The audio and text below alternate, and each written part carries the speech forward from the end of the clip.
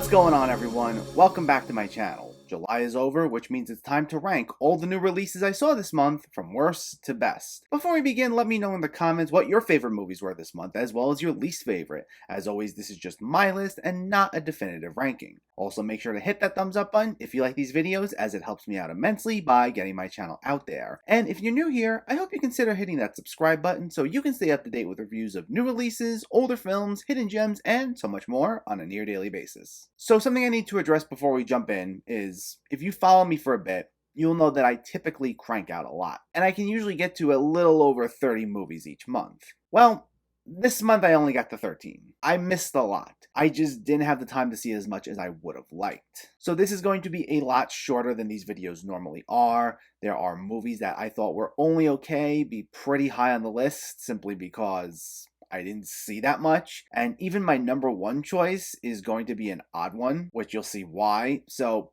please bear with me a bit here. I should mostly be back to normal after this. This should only be the only month where it's this off, and then things should pick up from there. But I just wanted to give you that little disclaimer. If you're wondering why so many big July releases aren't on here, I didn't see them. But let's get to what I did see. In last place is A Classic Horror Story, a film that definitely does not live up to its title. While there's a love for classic horror films worn on its sleeve, with references to films like the Texas Chainsaw Massacre and Midsommar, it otherwise doesn't offer a clever or fresh spin on the genre, giving us nothing but bland or annoying characters, poor pacing, and a terrible twist that undermines any sense of tension built up over its first hour, making for an underwhelming, disjointed experience. At number 12 is The Vault, a heist film from the director of most of the Wreck movies that unfortunately feels like just about every other heist movie we've seen before. The film's totally lacking in style, with bland direction, and it focuses on a team of people who just fall into every cliche I can think of. There isn't even really much fun to be had with the heist itself, as the film's more focus on rattling off exposition and exploring motivations we've seen countless times before. I'd say you're better off sticking with Ocean's 11 or just about any other heist movie, as they all did it better. At number 11 is Space Jam: A New Legacy, an incredibly disappointing follow-up to the beloved 90s kids film. This just screamed wasted potential to me, as it contained a ton of cameos from all these other Warner Brothers properties and had the Looney Tunes explore all these new worlds, but it did absolutely nothing clever with any of these pop culture references. On top of that, it's really not all that funny, and it contains easily the most watered-down version of the Looney Tunes that I can recall to date, and it instead opts to go for something more serious, which just left me baffled. While I didn't exactly have high hopes for this, I was expecting a little more. At number 10 is America the Motion Picture, a satirical take on the American Revolution done in the style of an Adult Swim show. It's directed by the executive producer of Archer and produced by Phil Lord and Chris Miller. While this seems like it would be a winning formula, this wound up being a huge disappointment for me. The film has an incredibly loud, in-your-face style that gets obnoxious really quickly, mainly due to the fact that there aren't so much jokes, and it's more the characters simply throwing all these pop culture references our way with not much substance to them otherwise. It has a good energy about them. I think maybe hardcore Adult Swim fans might get some amusement from it, but the script really didn't do a lot of the talent involved much justice. At number 9 is Jolt, a take on films like Crank with a little bit of John Wick thrown in there, that unfortunately couldn't capture the same amount of fun as films like those had. While Kate Beckinsale was great, and there were some solid action scenes, there were a number of pacing issues, even as it attempts to introduce a number of twists and turns. Plus, the dialogue can be painfully bad at times, and it would be distracting, often undermining anything nice the film had to offer, like its stunning visuals. Add a ludicrous third act twist that stretches one suspension of disbelief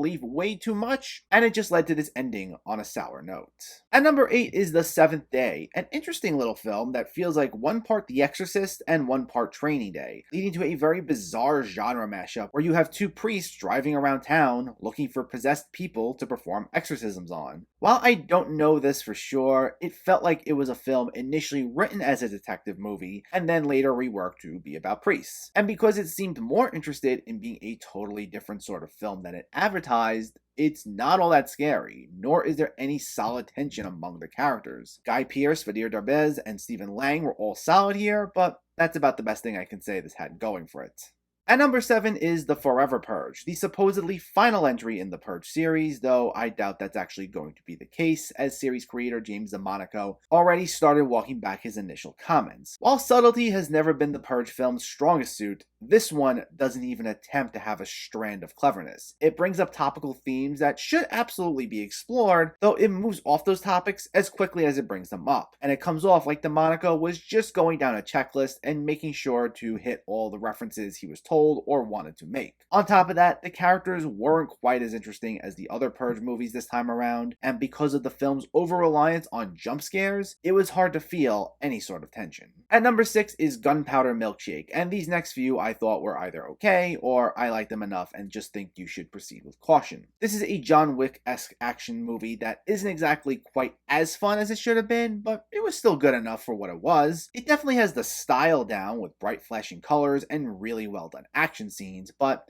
it otherwise felt so generic and run-of-the-mill, borrowing so many elements from films like the aforementioned John Wick as well as Atomic Blonde, among others, and it really didn't do a whole lot new with what it borrowed, so it was just a rehash of tropes we've seen I don't know how many times before by now. The cast is all solid though, and combined with the really slick action, they did help as far as staying invested, and while I thought it was fine for what it was, I just think it could have done a little more.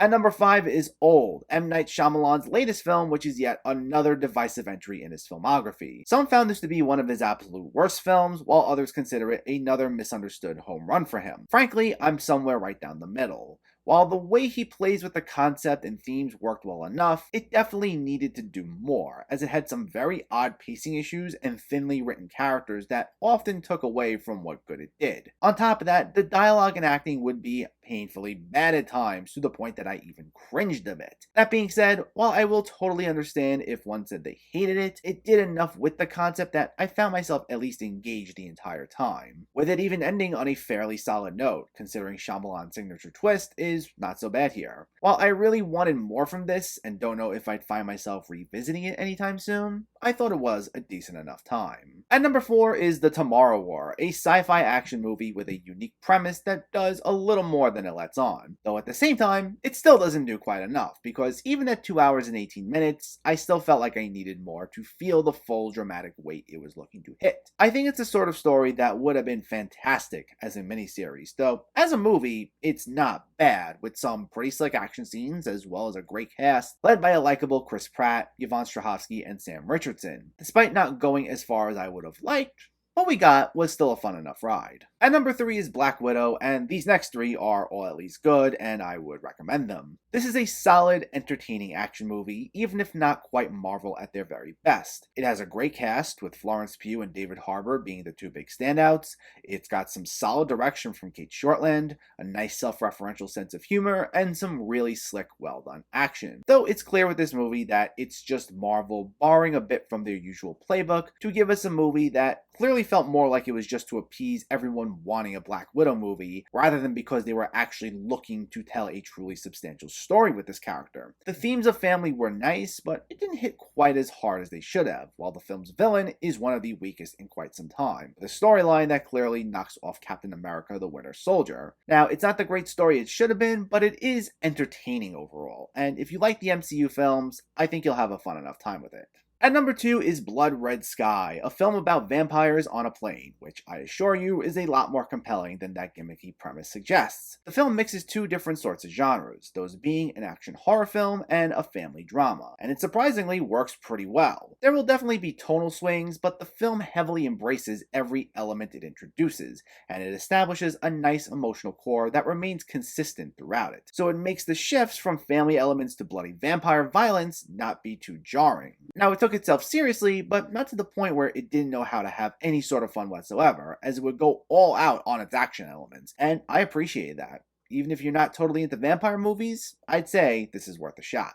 But in first place is Cowboys, which I know is an odd number 1 for this month because it's not a July movie. This one was actually from February, but I had this one on my radar for quite a bit and I just didn't get around to it. But when I finally caught it, I gotta say, I am very surprised how this came and went with little to no fanfare at all. Not that it was this huge event of a film or anything, but it was just a nice little character drama that was a bit more subversive than it let on. And it takes standard genres like the Western, and it plays around with them to touch nicely upon themes about family and acceptance. And it does a pretty fantastic job at that. And while this isn't Steve Zahn's first venture into dramatic territory, I'd say this is probably his best so far, with Sasha Knight also giving a knockout performance as well. It's a meticulous film, but not too slow. It's restrained, but it has something to say at the same time. It's shot well, it's powerfully acted, and it deserved a lot more attention than it got, and it comes in as my #1 movie that I saw in July.